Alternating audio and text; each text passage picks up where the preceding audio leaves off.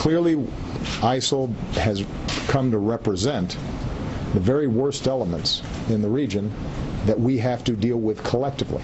And that's going to be a long-term project. It's going to require us to stabilize Syria in some fashion. ISIS militants have taken over towns and cities across a big chunk of both Syria and Iraq, killing tens of thousands in the process. The U.S. launches airstrikes in Iraq, but even Obama administration officials have said you cannot stop ISIS without dealing with the situation inside Syria. With me now, Fox News military analyst, Lieutenant General Tom McInerney, and the strategic communication advisor for the Syrian coalition, Ubay Shabander. All right, General McInerney, is there any question but that we need to bomb ISIS in Syria? Not in my mind, Judge. I think it's very important because that's where their safe havens are. That's where most of their ammunition and their population center of gravity is. So we need to go there as well as, of course, in Iraq.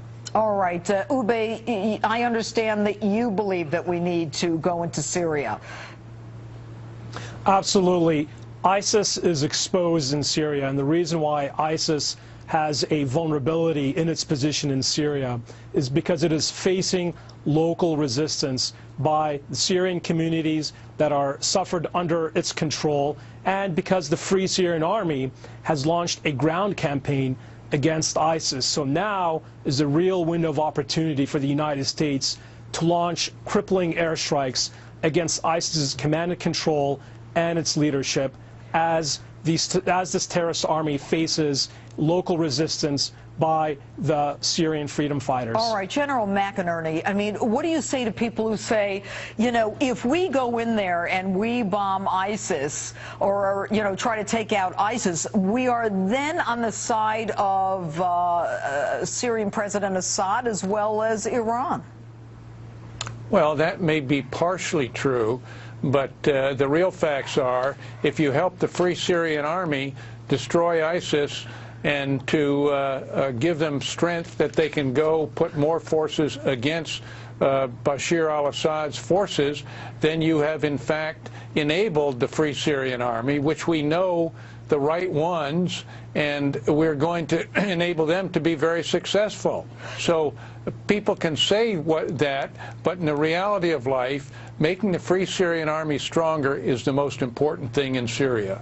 Well, you know, it's kind of interesting when you think back to World War II, General. I mean, you know, lining up with Stalin against Hitler, you know, sometimes you have to do that kind of thing. But, Ubay, let's talk about the fact that, you know, our president has talked about the international community is joining him. It's almost as though he wants a stable Syria and a stabilized Iraq before he does any of this, and yet we're not hearing anything about the Arab countries joining us in this effort. Well, on the Bashar al-Assad issue, it's really important to remember that there is ample data out there that connects Assad, the dictator of Syria, directly to extremist elements that were eventually allowed to grow and expand underneath the watch of Bashar al-Assad. So the Assad regime is certainly not blameless for enabling ISIS and the predecessors of ISIS to expand in Syria and to go into Iraq. It's a dangerous double game. By that same thinking, Ubay, and I'm sorry to interrupt you, but when you want to talk about blame, if we had followed through with our red line threat, you know, then, you know, maybe we are somewhat, you know, should be taken to task. Judge, you're absolutely right. If the airstrikes had commenced last year when President Obama made his statement regarding the red line that Bashar al-Assad had crossed, we would not have seen ISIS in control of Raqqa. We would not have seen ISIS in control of parts of eastern Syria. And we would not have seen ISIS launch into northern Iraq and threaten a global terror campaign. All right. Very quickly, General McInerney, 15 seconds. How long do you think it's going to take before we even think about going into Syria? Well, it may take us 1 or 2 months the way he's operating. I'd start tomorrow, and it'll be over in 90 days, particularly with the Free Syrian Army elements there and the intelligence we can get with them. We already have 60 to 70% of the forces in place to do it, Judge. All right, General McInerney Ube, thanks so much for being with us this evening. Thank you. And with me now, the founder of the investigative project, Steve Emerson. All right, Steve, ISIS has Americans worried. How justified are those fears? Very, very justified. Look, Judge, the problem here is that it's not just a regional issue.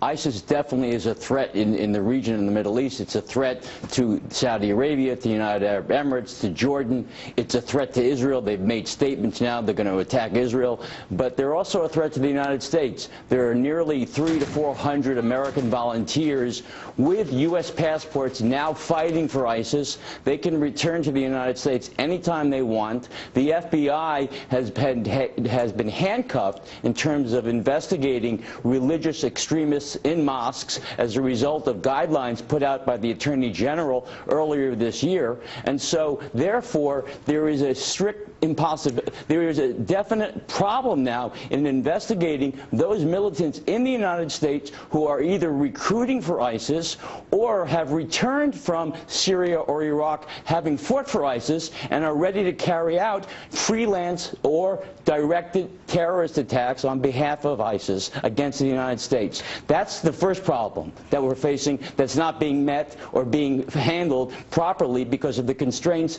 put on law enforcement by this administration. Tell me, Steve, tell the audience exactly what you mean by the restraints being put on the FBI by the Department of Justice. The Department of Justice put out guidelines that restricted the FBI and other law enforcement agencies from using religious factors in identifying threats, national security threats to the United States in the homeland. That is, so if someone was a religious extremist, though they didn't plot to carry out an attack, that could not be factored into an investigation, into an intelligence investigation, into identifying them as a potential threat to the United States. Therefore, they would have to wait until they actually plotted to carry out an attack. Well, that's too late. And unfortunately, what we're seeing right now is the fact is that we've seen massive numbers, increasing numbers of volunteers going over, not just from Europe, from Asia and Africa, but we're seeing ISIS recruiting biophysicists, engineers, social media types, people who have expertise in really carrying out sophisticated terrorist attacks, coming back to the United States. And look, if you remember I got an email from an FBI agent just yesterday, and he said, Steve, nobody remembers what happened in the 1980s when all the jihadists were recruited, went over to Afghanistan to fight the Soviets, then came back, and then what happened? In February 1993, they plotted, they almost took down the World Trade Center bombing, the Trade Center at that time, they didn't, they failed, they didn't return again in 2001. So Steve, the reality is, Judge, that with the handcuffs put on by this administration, there's a disconnect between what we're not doing against ISIS. We should be decimating them. The president said it may take 1, 2, 3 years. We don't have that kind of time to wait. You know Within what's 3 amazing, years, Steve, you know what's amazing to me? I mean, it's just like the Tsarnaev brothers, the Boston bombers. I mean, they're telling us not once but twice these guys are terrorists. We're letting them go in and out of the country. I mean, you know, not calling the Fort Hood shooter a terrorist, but instead it's workplace violence. Steve Emerson, really fast, these recruiters, where are they going to get these potential jihadists, American jihadists? Well, they're going, I mean, there's one recruiter that was just picked up, well, identified in Bloomington, Minnesota at the Al Farouk Mosque. There are recruiters going around the country in other mosques where they identify potential volunteers. They test them out to see if they're willing to die on behalf of martyrdom cause for Allah. Then they give them cash. They provide money for their families in case they die. They give them tickets to go through Turkey. Turkey has allowed them hundreds to go through to Syria, then to Iraq, and we count Turkey as one of our top allies. Yeah. We haven't put them on the terrorism watch list, which we should. So there's a major disconnect, Judge, here between what we should be doing to protect the homeland and protect American citizens versus what the president is doing and not stopping ISIS on the ground in Iraq versus what he's not doing here in the homeland itself. All right, Steve Emerson, always good to hear your take on things. Thanks so much for being with us. Sure. All right.